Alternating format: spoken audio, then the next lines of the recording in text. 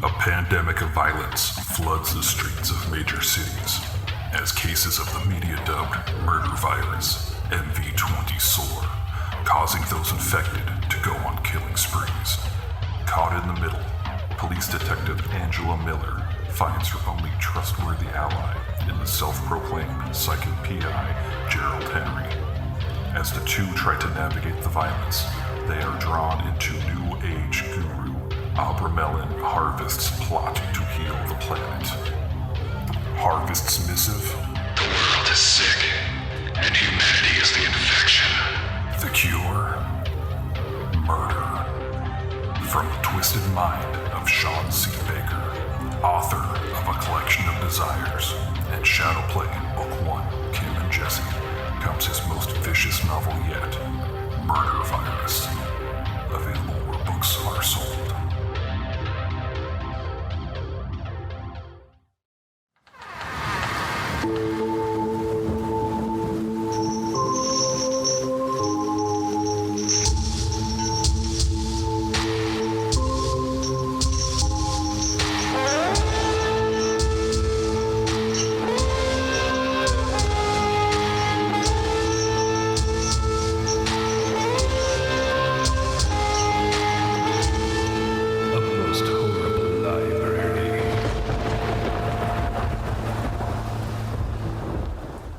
Hello, welcome to another episode of A Most Horrible Library. I'm Shawn Charles Baker. And I'm Chris Saunders. And thanks to Chris, we got to sit down this week with comics legend Glenn Fabry and talk to him for about an hour, just kind of a career retrospective about the state of the industry, everything, his favorites. We took some, listener questions. It's all in here. Yeah, the man is an absolute delight. He really is. He made my day for sure. Now, he was over in the UK when we were doing this, and we're here in LA. So there was a bit of a time discrepancy in there, and unfortunately, due to some of Zoom's technical limitations, the audio got a bit iffy in there, but we were able to clean it up as best we could. Yeah, it's not bad by any stretch of the imagination, but bear with us. It's all there, and even at its worst, it smooths out pretty quickly. So I've got a Ouija board up in the cupboard over there. Yes. So okay, without further ado, Glenn Fabry. Glenn, how are you? Okay. Yeah. This is what I was watching this television program by a comedian called Bill Bailey, and he was saying he spends a lot of time in America. And if you ask anybody in America how they are, they go, "Yeah, we're fantastic." Nobody says that these days, Glenn. Whereas over in Britain, everyone just goes, "Yeah, all right, not too bad." Yeah, I think we've come back.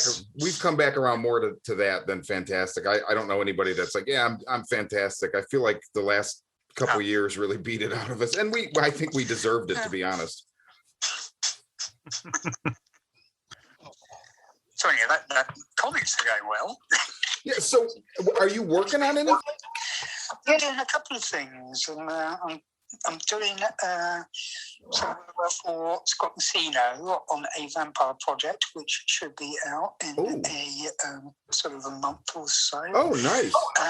I've got a couple of projects, something up that I'm going to be trying to stick on Kickstarter. Very good. People phone me up and ask me because I just finished a Vampirella sort of cover, and there's all sorts of odd stuff like sort of cropping up, and it's keeping me going.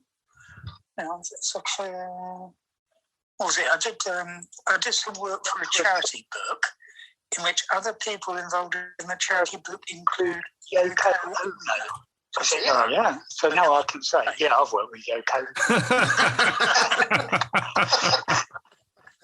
Oh, wow. Yeah, she was always on the phone day in, day out. Have you got your work finished yet? Then I was going, no, Yoko, leave me alone, for God's sake. It's just sort of, kind of stuff like that. And quite a lot of the stuff that I'm doing, I'm not allowed to tell anybody about, which is kind of frustrating, but I'm being kept busy. We understand that. The Kickstarter stuff, can you talk about any of that? Like, when do you think that will launch? Or like, that's something I definitely always like, you know, anybody we talk to, or any of my comic, you know, favorites, of which you are definitely one, I like to support, and just, I like to tell people, you know, because I feel like Kickstarter is something still catching on. So talk, anything you can talk about for that. Yes, I'll be making an announcement in about a month or so. And I think it should be, I'm looking forward to working on it. It should be quite good fun. We're going for, kind of sort of mystical, science fiction, heavy metal-y sort of approach, which is always good fun to do. Nice. And, so, you know, keep me up ages doing loads of tiny little figures and rocket ships and whatever. But looking forward to it. Yes. The stuff I've had come out the most recently was the Duncan Jones book, Marty. Did you see that? You got to work with Duncan Jones, and that looks awesome. I was going to be working with Duncan Jones on this thing called Mute. Right. Which he did end up making a movie out. Right. But that just came. But the idea was that he got in contact with me and, you know, asked me to do a comic book of it. So what he could then do, because all of the movie stuff he was doing back then was pretty much like sort of self-produced. Mm-hmm. Go around and try and find some rich people and they go, well, what's this movie going to be like? And he thought, well, if I can just throw in a comic book, they'll be like, or whatever, and sort of take it from there. So I did about half of the, it's about 50 pages of it. I sort of stuck them up on the internet on the Selling Original Artworks site that I've got sort of knocking about, so everybody can see, you know, the work I did on there.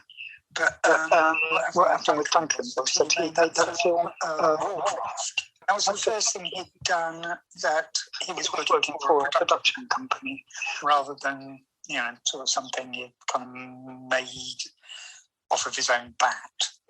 And Warcraft was the most successful movie in China that year, which meant that he made a few quid. Yes. So he could afford to go ahead and make Mute without waiting for me to finish the whole book. But if you haven't seen Mute, then the opening sequence with those dolphins displayed in the wall of the swimming pool, that's from the comic. Any attacks by homosexual robots, all of those are from my actual comic. And scenes in restaurants and things like that, we kind of work them out. So, I mean, I did actually watch it. I mean, I wasn't going to because I spent so long on the comic. Right. You know, I didn't know what I was going to make of it, but there were bits on there, and I'm watching it. Can I ever say, I did that? Wait a minute. And it's quite good fun. He's a nice enough bloke. Spoken to him in a fair amount. Is that ever going to be available in any capacity? I know that Marty came out, I believe, through Z2, who does pretty elaborate releases. And I was looking at it the other day, and I was hoping maybe some of that stuff would be like included as like a bonus, but I didn't see anything listed. So are there any plans for any of your work for that to come out? No, not really. Okay. I just put it all out available, so if people wanted to buy some, I could flog it off to them, and hopefully make it a couple of quid. But it's that's sort of it so far, and I'm fairly certain that the Mardi project, which Duncan did with Alex Tagampi, I think the idea was that was going to be a similar kind of thing. So you'd be able to show it to people and go, well, look, it looks like in a comic book, let's make a film. But everybody seems happy with the comic book so far. So, What I read about Marty was it was I forget how they said it, like a spiritual sequel to both Moon and Mute. I guess they're all set in the same, world or whatever. You actually do sell some of that work, like on your own? Yes, yes, online. I've put up a whole collection of things that I've done. If people want to go and buy them from me, I'm quite happy to more or less sell them. I'm keeping a couple of things back for my son and my daughter. Try and sell it off again immediately. Because despite the fact everybody thinks I'm well, I am always poor. Modern life. Yeah, well, the thing is, I mean, all of the stuff that I've done that's been collected in book form and like sort of things like that, I'm not on any kind of royalty side for any of that. Yeah. The only royalties I ever got from Preacher was they made a collected covers book, and that was the only money I ever got from Preacher, apart from flat fees. It's called Dead or Alive, the collected Preacher covers of the Glenn Fabry. Yeah, well, hopefully you got a few bucks for me out of that when I picked it up. All right, yeah. Yeah, here's hoping. Yeah, I know that sort of Garth Ennis and Steve Dillon, they really did incredibly well out of Preacher, and I think that they felt a little bit guilty that I didn't sort of, I think they kind of stick me in there somewhere to right. To make sure I could send my kids through primary school. Yeah. So this stuff that you would sell on your own, where do people go to get that? Glenn Fabry original artwork. It's Glenn Fabry Studios .bigcartel.com. So for listeners, so that's Glenn Fabry Studios at bigcartel.com, which I feel like Big Cartel has kind of become a thing in the last probably 10 years. So people will probably be familiar with that. And there is some gorgeous stuff on here. Wow. Thank you. Yeah, just pages on it. Well, yeah, that's one of the things about your work is you don't need me to tell you about your work, but I'm just like, as a fan, I just have to say, I discovered you with the Preacher covers, and it's my favorite comic of all time. And I don't know, I fall into your work. It's so hyper real but lifelike at the same time. I don't know. There's nothing else like it. And quite a lot of the time, I have to kind of rush through stuff because I'm late with deadlines or whatnot. But I'm reasonably happy with about 70% of my output. Maybe a little bit more, about 75%. So what would you say is your favorite project that you've worked on? I know that's hard to narrow down. Well, I think I did really like working on Slain for 2000 AD. Mm-hmm. The Barbarian. I was quite young when I took it over. I was 20 or something. Oh, wow. Wow. This is 1985? Mick McMahon was like a god of British comic book art. And some of his best ever stuff was on his run on Slain back for 2000 AD. And I ended up, taking over from Mick McMahon. And that was really kind of challenging. I mean, a lot of the stuff that I previously done was just more cartoons. Everything was really sort of cartoony in nature. And then I had to look at what people were doing in comics and kind of think, okay, it's not quite as cartoony. So I had to teach myself a lot of... And I thought it turned out pretty well, although of course I didn't get any royalties for it at any point whatsoever. And then, as soon as I'd finished, here comes in Simon Bloody Bisley. God, Jesus. Simon's he's the rock god of comics. Reasonably matey with Simon. I mean, we're all right. We're going well. But it's just like, he was so incredibly popular. And I said, in a minute, I work my tits off for doing all of this. And then he shows up and everything just, just sort of thing. So, I think Slain. And then the first stuff I did for America was my run on Hellblazer cover for I think Garth Ennis and Will Simpson. Will Game of Thrones Simpson. You might have heard of that well-known television program, which was quite popular a couple of years back. Will Simpson was responsible for the artwork on Game of Thrones. First few episodes of Hellblazer for interior art. And I ended up doing the covers for that. And then, sort of Steve Dillon sort of started working on Hellblazer as well. And that's when Steve and Garth Ennis became, a Brangelina. Yeah, that's actually the first place that I became familiar with your artwork was on the Hellblazer run. Yeah, it was like, I used to go to all these comic conventions up in London, and generally, if you go to the ones in America, it's more about, let's do some business. It's like a talk and try and figure things out. But back in the days when I was going to the ones in London, the idea was that you just go up there and people would buy you free drinks for the entire weekend. Everybody I met from like Marvel or DC, then you saw me when I'd had about 12 pints or something. You can never use Glen's. No, Jesus Christ, we see the mistake with that bugger. And, Garth was the guy, and I sort of said,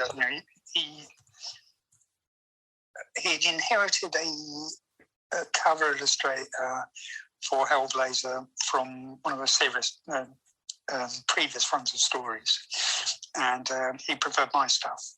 So he had to go to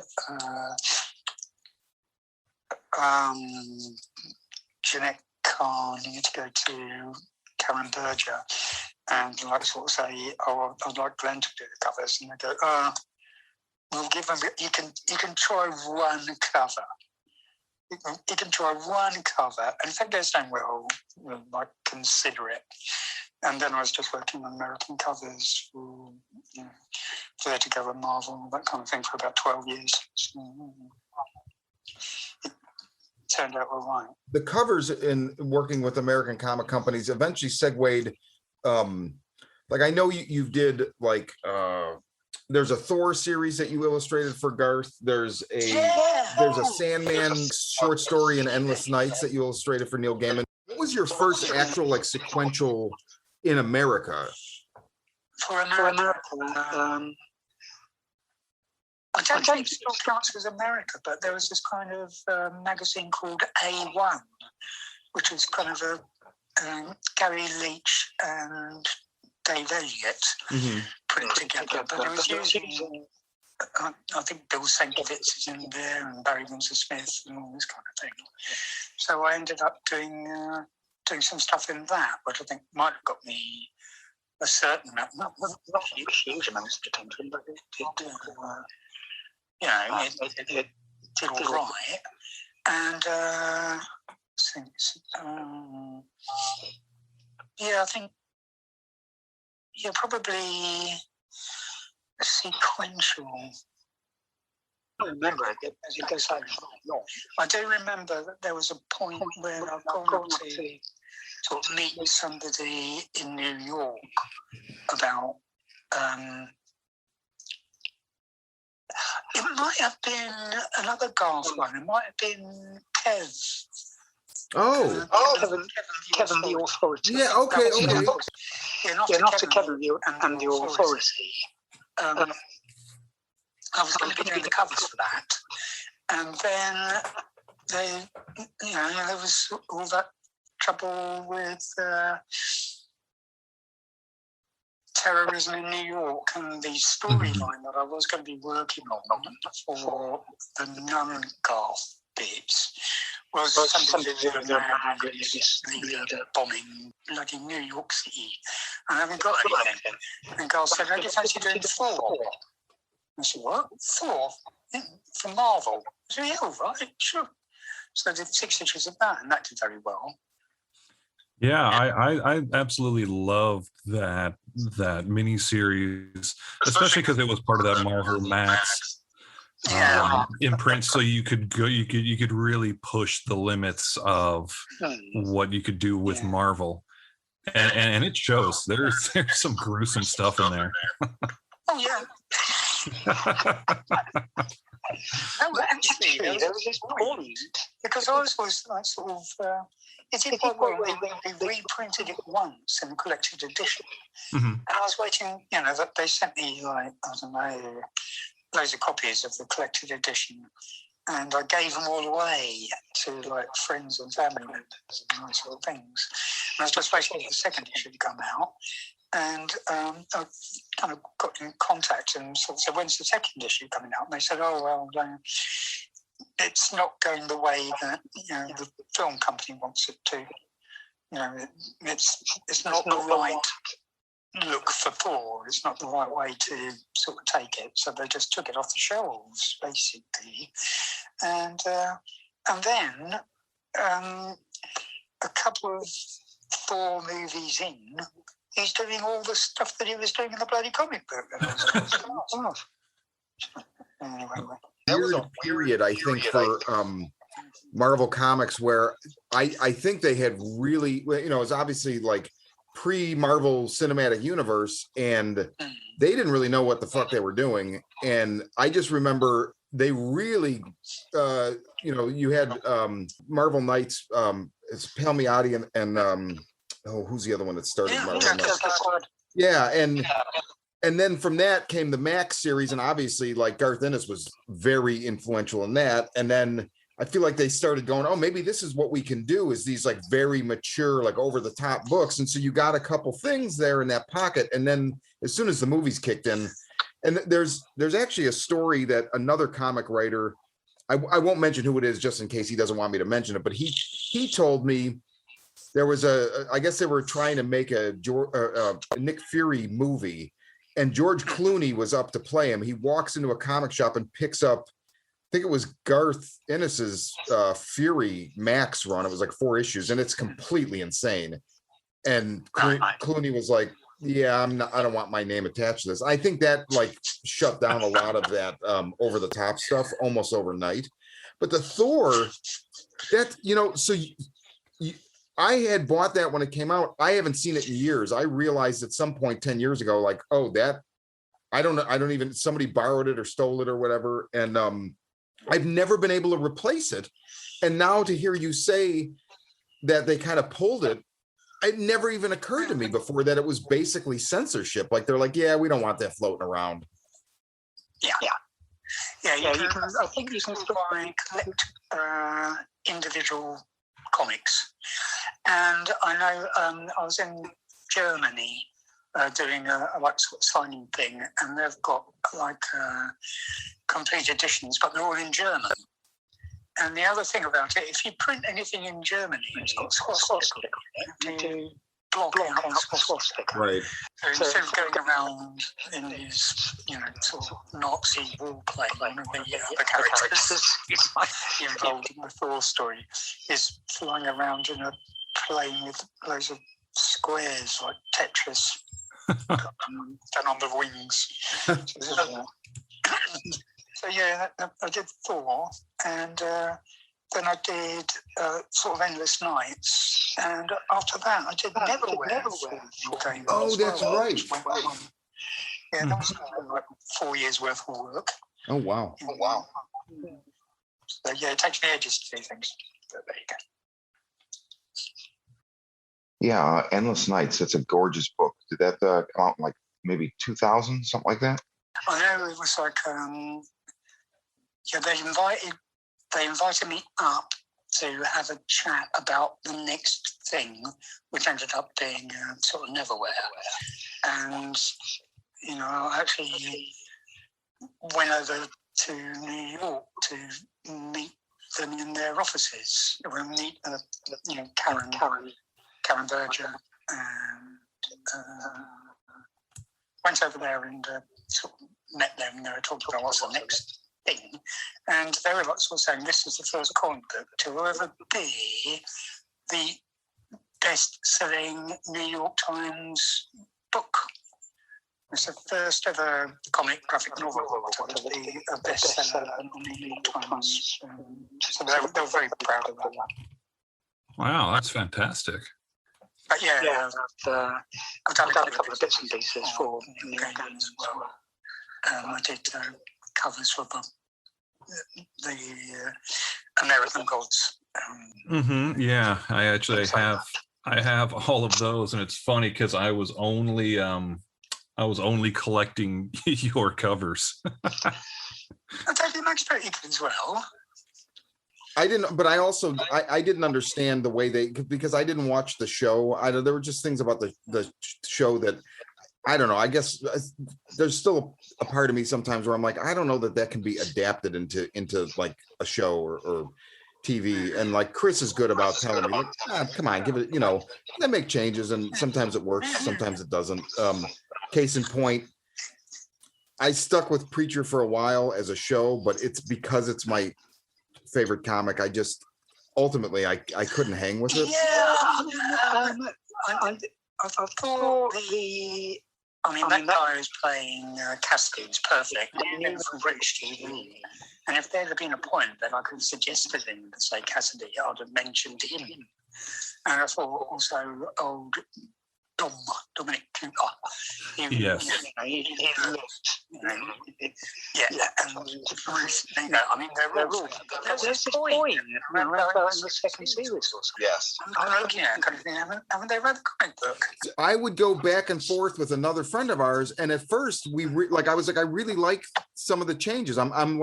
I'm trying not to be a complete fanboy and be like, you change this, you change that. I'm like, no, I understand the logistics of starting, you know, where they started and whatever. And the second season started strong, but by the end of the second season, I'm like, my friend said to me, he's like, I wish they would just do anything that's in the comic at this point, anything at all. And I don't know if they did. I know, Chris, I think you watched the whole thing, so I don't know if they came back around, but I don't know. One day I'll try again. With Preacher, I always feel like it's a hard one to adapt properly. Yeah. You know, again, I did love the casting. I did really like the casting of Hairstar. Yeah, it was good. Yeah, the acting was great. The guy who played the Saint Activist. Yes. Yeah, Graham McTavish, right? He's good in everything. Yeah, the only problem there was another problem that they had, which was Arseface. Yeah. That's because Arseface couldn't look like the character from the comic. He had to look different because of, you know, various reasons. And you know, I mean, okay, next time we're out down a pub or something, I'll tell you, and then we've got to go. You know, I always think for a podcast or anything. to me, the ultimate Arseface is always going to be that cover that you did, and I don't know if it's the cover that you did. I don't know what issue it is, but it's where it's the world seen from space, but it's Arseface. Right. It's just always going to be what. Oh my God. Yes. Oh my God. But you know, and the shame of that, for years there was floating around the internet a picture of they did an actual prosthetic for, like, you know, I mean, people tried to adapt that show several times, right? It never got off the ground, but somebody had done a prosthetic that looked exactly like the comic. I mean, you could look it up right now. It's there, but they didn't go with that. They sent that to me. This was kind of weird. I mean, this is going back some way. I was living down in Brighton with my first wife, and she had taught herself how to use a computer and go on the internet. whereas both sort of Garth and Steve and me, of course, we were all on fax machines. That's about how outside of the 1960s we managed to step forward. But I had this phone call from this guy. It was like sort of saying, "Yeah, we've been talking about it. We've been talking about have you heard of HBO? Have you heard of HBO?" And he was talking to me on my phone in the studio. So, yeah, I've heard of HBO. So what do you want? He's like, we're interested in adapting Preacher for a television program. And he went on for about half an hour trying to convince me to adapt. He wanted to adapt Preacher. I was like, "You're all right, if you like. You know, it'll be great." Because we've been thinking of like a movie, if we talk about the movie for it, but that's not enough time. You need longer. So we think a television series based on Preacher. We go, "Yeah, it's great." Everything I've got to do with it is the covers. And so he's going on for about half an hour trying to convince me that HBO wants to make a television program about it. And I had to get him sort of Garth and Steve's telephone numbers. So you tried them. They're not on the computer yet. Which, of course, subsequently they ended up on the computer. But just before he left, he mentioned his name.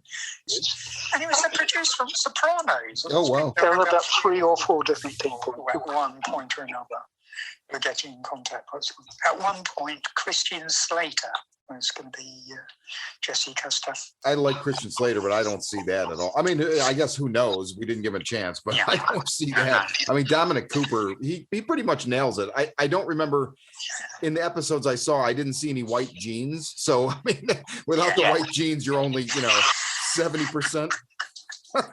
No, I'd given up doing covers for Hellblazer, and it had all gone really well and stuff like that.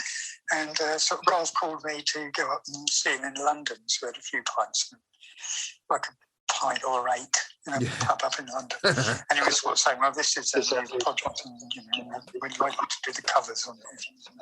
So I said, "Yeah, of course, all for one for all, all this kind of thing." And then I got these faxes from Steve. I said, "Wait a minute, he's a vicar. And he's got a perm. And he's got white jeans. What have I let myself in for?"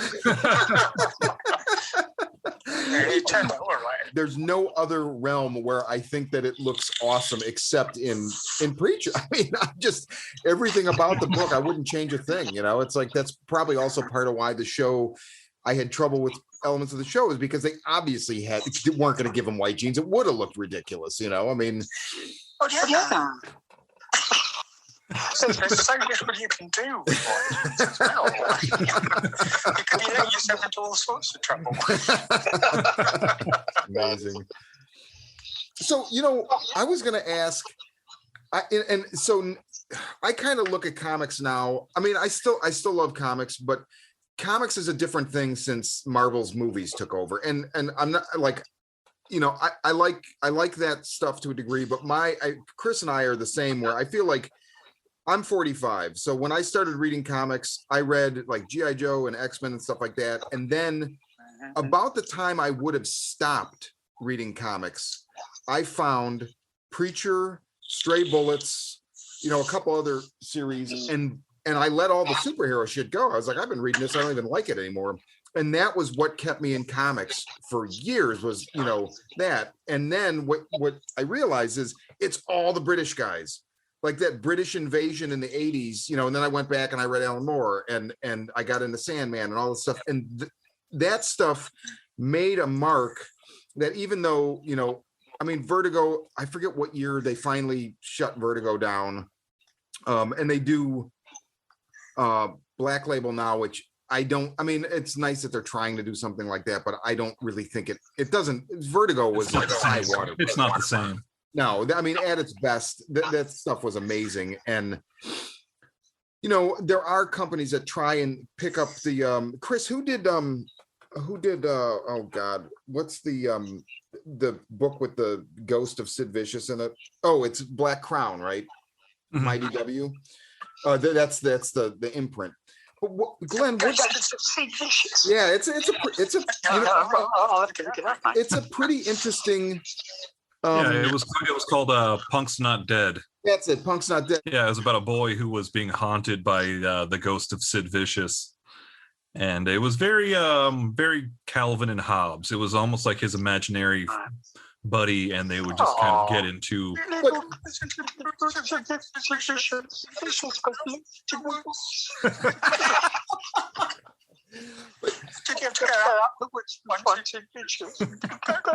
So I guess my question to you is, everybody from your generation, you all came over from 2000 AD. I mean, you just made such a mark. I think it's still there, but like, what do you think that the legacy of that is? I don't even know if you can answer that question. So if you can, it's okay.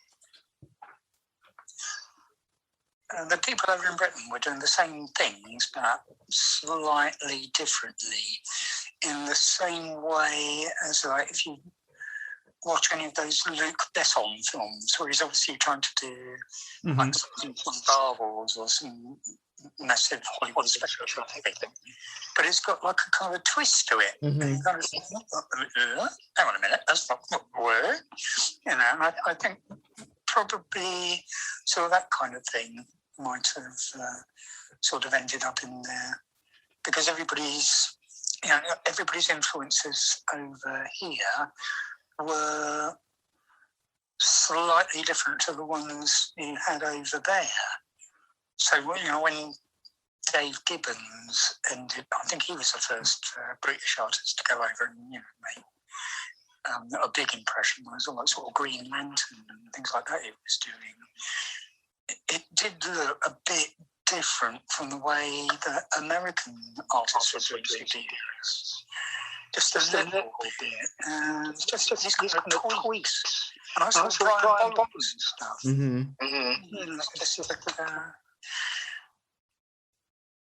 They've got this book out, and I'm only mentioning it because I'm in it, of course.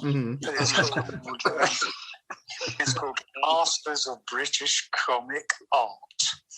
And it kind of runs through about 150 years of how British comic art was over here in Britain.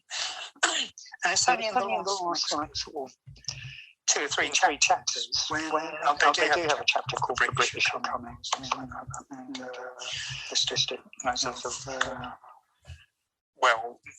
loads of Dave Gibbons and sort of Brian and Steve Dillon and a couple of others from me, you know, that kind of thing in there. But it's interesting to see, because back when I was learning, you know, that I quite fancied doing comics. The things that I was looking at were things like the Trigger Empire and Modesty Blaze and the newspaper strips and sort of things like that. So it was just a different setup. I don't think I'd actually seen a proper American comic until I was about 13. But it blew my socks off, I can tell you. And then I was hooked after that. And, you know, the one that really got me was Howard the Duck. I loved Howard the Duck. I was about 16.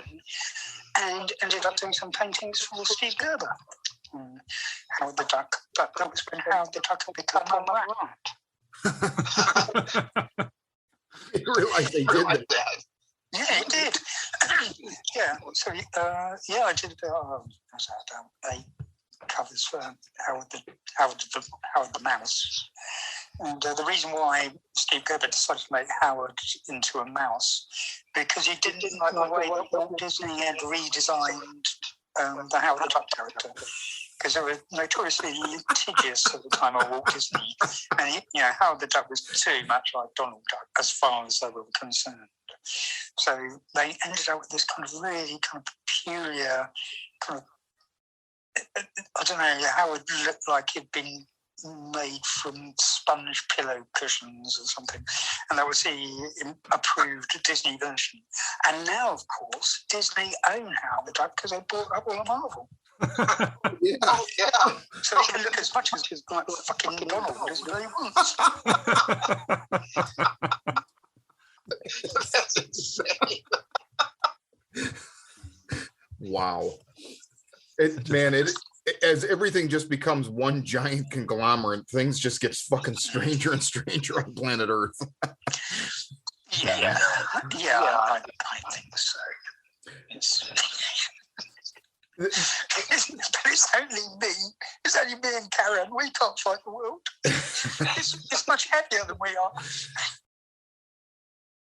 We had a few questions that were submitted by our listeners who wanted us to take the opportunity to shoot over at you. One was regarding Jesse and Tulip in Preacher. Evidently, a lot of people were speculating that the designs that you did were based off of Johnny Depp and Rosanna Arquette. Is that any truth to that? No, not really. I mean, what it was that I'd seen these. I've seen the drawings that Steve sent over, and I wanted to make him handsome. I thought, make him good looking, and Johnny Depp was good looking. So adamant. I think Jim Morrison, definitely Jim Morrison. Yes. Look at Jim Morrison in front of you. If you want a good looking, cool American person, it's got to be Jim. So it was more along those kind of lines. And as far as Julia was concerned, just a really good looking blonde American woman. And of course Rosanna Arquette. Fine. Give me that.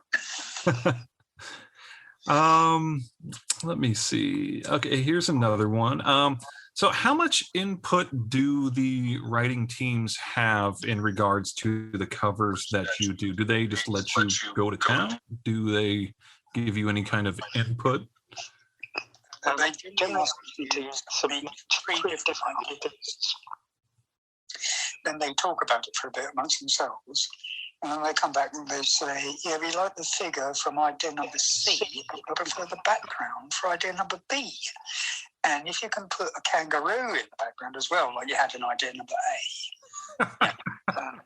So they do that kind of thing. And then they just sort of say, get it done. Get it done. Get it now.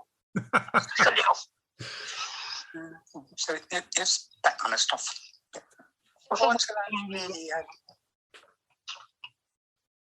can free reign on.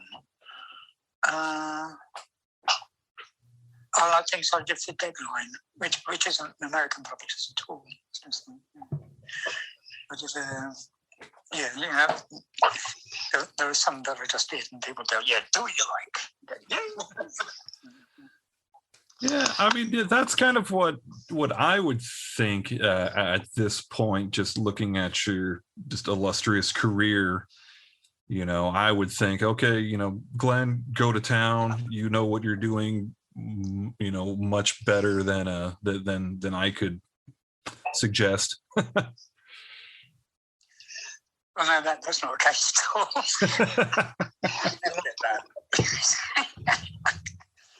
Everybody knows better than you do because you are a robot.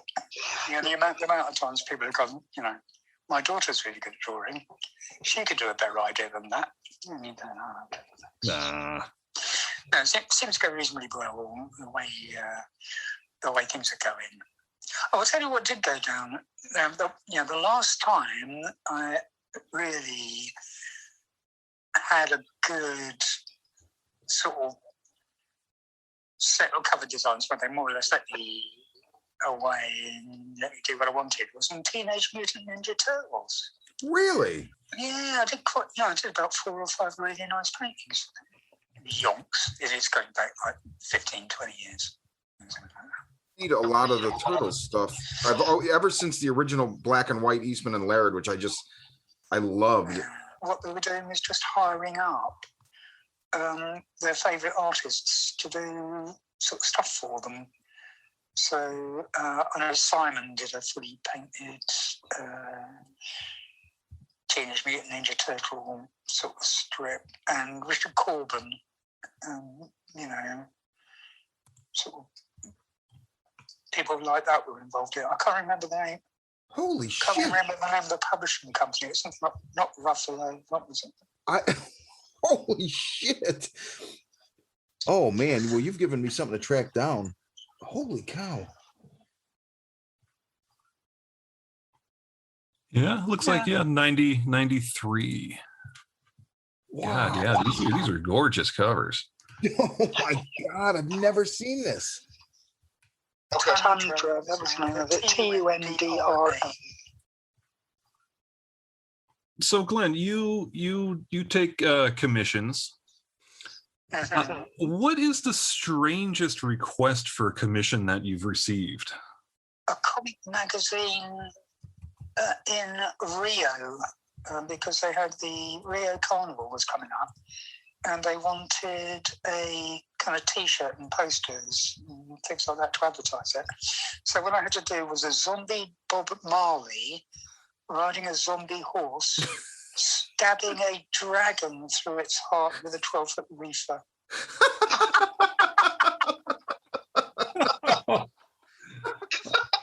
Oh wow! Is this one that you actually did?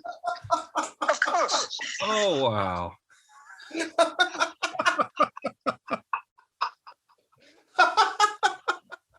I knew it would be funny, but I didn't think it would be that funny. It is so fucking bizarre. Oh, I'm gonna need to try to track down a picture of that.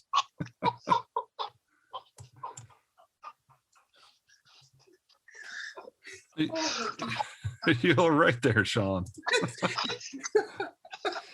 Unfortunately, you can't see this, Glenn, but Shawn literally had to get up and walk away from from his computer. Each component, as you told us that, Glenn, each component that you added, starting with a zombie Bob Marley, just got. Oh my God. Okay. Wow. Wow. Okay. Oh man, I got to thank you because usually when I don't get a good laugh like that from anything. So that was wow. Oh my God.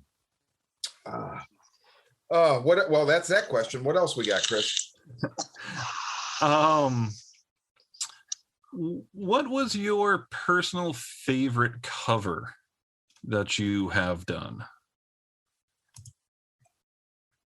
I think this is going back, sort of quite a while as well. Mm-hmm. I think there were a couple of ones that I did for Hellblazer, which generally have the Statue of Liberty exploding. Oh yeah, the Statue of Liberty turning into a skeleton, and there's one where he's kind of crouching on a kind of font in a church, and he's obviously been drawing kind of sigils up and down the church walls in blood of some kind. And there are a couple of those ones I kind of think, oh, that's bad. But yeah. Well, that's really I did awesome.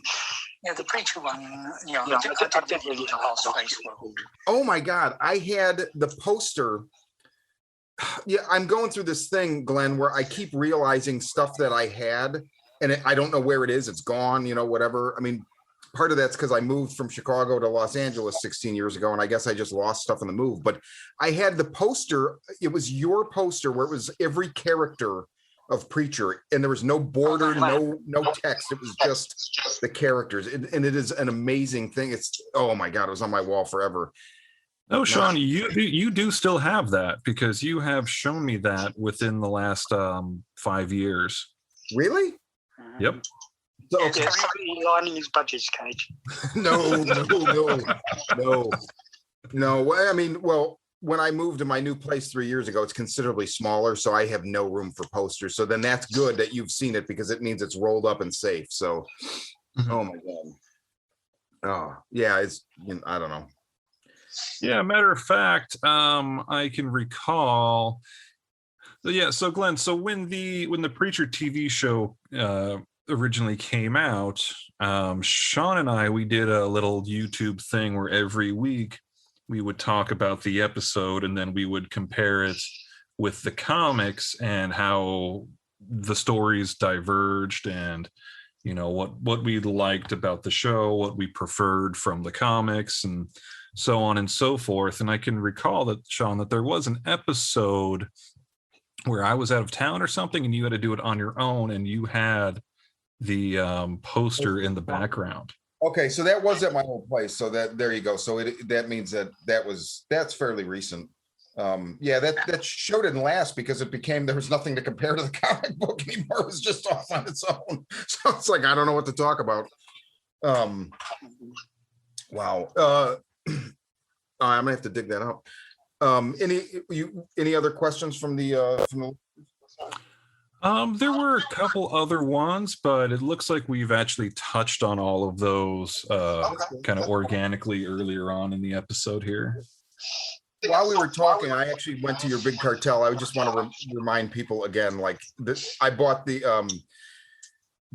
Creature of the Black Lagoon print and the I don't even remember what the other one I bought. Oh, I think it was it was a 2000 AD. It was like a whole big monster and just gorgeous work. So, oh man, that's awesome. I'm not gonna be able to hang it anywhere, but eventually, hopefully, I don't know. In order to afford a house, I'll probably have to move out of California. So one day maybe I'll have wall space to put some of this stuff back up. But anything else you want to talk about before we let you go? I don't want to tie up your entire evening. And anything you want us to know about? Anything you want us to check out? Anything? There's plenty of new stuff coming out fairly soon. So just sort of keep your ear to the ground and all this kind of stuff. I am working sort of every day, so there's always sort of things. There's always things that are being created. Well, there are always things that are being made, and if I get the opportunity, I mean, fairly recently, I've been doing a couple of things where I'll be putting things up on Facebook, like kind of progressions. See things starting off from a sketch, and then you see them being built up into black and white or painting or whatever. But I haven't been able to do any of that because all of the things I'm working on at the moment, people want me to keep shut up about. Right. So they will be coming out reasonably shortly. So, just don't forget me. No, I'm still working. we can't forget you. And so much for talking to us. And just have a wonderful rest of your evening and take care. And okay. All right. Yeah. All the best. Look after yourselves. Keep safe, etc. Likewise. Next time you're in LA, we'll take you out for a few pints. Yeah, man. No worries. All right. Actually, the last time I was in LA, I was speaking to Bernie Wrightson, and I'd always end up meeting Bernie Wrightson at these shows, and we always kind of got on really well, this kind of stuff. And he was sort of saying how he had to move out of LA and go back to Texas because he couldn't afford to live there. Oh, it's insane. It's totally insane. Yeah. And as soon as he keeps going dead, all of a sudden his drawings are selling for $1 million each. Yeah. The world is weird. Yeah. You think maybe if we could look at the world from space, it would be congealing into our space's visage? Wouldn't surprise me. Sometimes I feel like I'm trapped in that globule of drool, but All right. Well, again, thank you, sir, and all the best, and take care. Yep. You guys as well. Thanks very much. All right. You got Thank you. Okay, so that was our interview with Glenn Fabry, and what a delightful gentleman. Oh, absolutely. That was a treat. That conversation was something that I'm going to hold on to for a long time. Yeah, definitely. So, okay, well, we'll be back, next week with more A Most Horrible Library. But until then, I'm Shawn Charles Baker. And I'm Chris Saunders. And I just want to thank you all for listening to A Most Horrible Library. And we can't wait to talk with you next. Ah!